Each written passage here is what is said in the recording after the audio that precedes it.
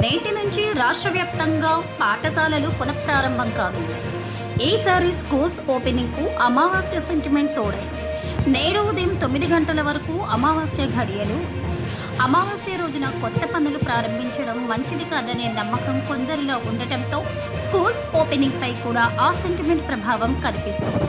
విద్యార్థుల సన్నద్ధత మరియు సెంటిమెంట్ ప్రభావం వేసవి సెలవులకు గుడ్ బై చెబుతూ విద్యార్థులు మళ్లీ బడిబాట పట్టేందుకు సిద్ధమవుతున్నారు. ఇక తెలంగాణ రాష్ట్ర వ్యాప్తంగా నేటి నుంచి పాఠశాలలు ప్రారంభం కానున్నాయి. కొత్త పుస్తకాలు, కొత్త తరగతులు, కొత్త ఆశలతో విద్యార్థులు స్కూల్కు వెళ్లేందుకు ఏర్పాట్లు చేసుకుంటున్నారు. ఈసారి స్కూల్స్ ఓపెనింగ్ రోజునే అమావాస్య రావడం ఆసక్తికరంగా మారింది.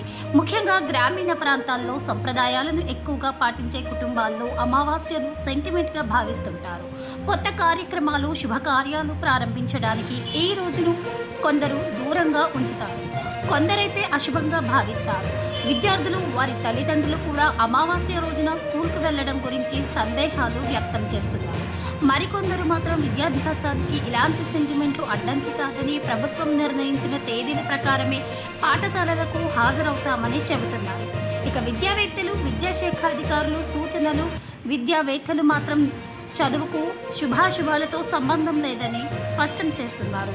జ్ఞానార్జన ప్రారంభించేందుకు ప్రతిరోజు మంచిదేనని, విద్యార్థులు ఎలాంటి అపోహలకు లోను కాకుండా తొలి రోజు నుంచే పాఠశాలలకు హాజరు కావాలని సూచిస్తున్నారు. మొత్తానికి స్కూల్స్ ఓపెనింగ్కు అమావాస్య సెంటిమెంట్ జత కావడంతో ఈ అంశం చర్చనీయాంశంగా మారింది.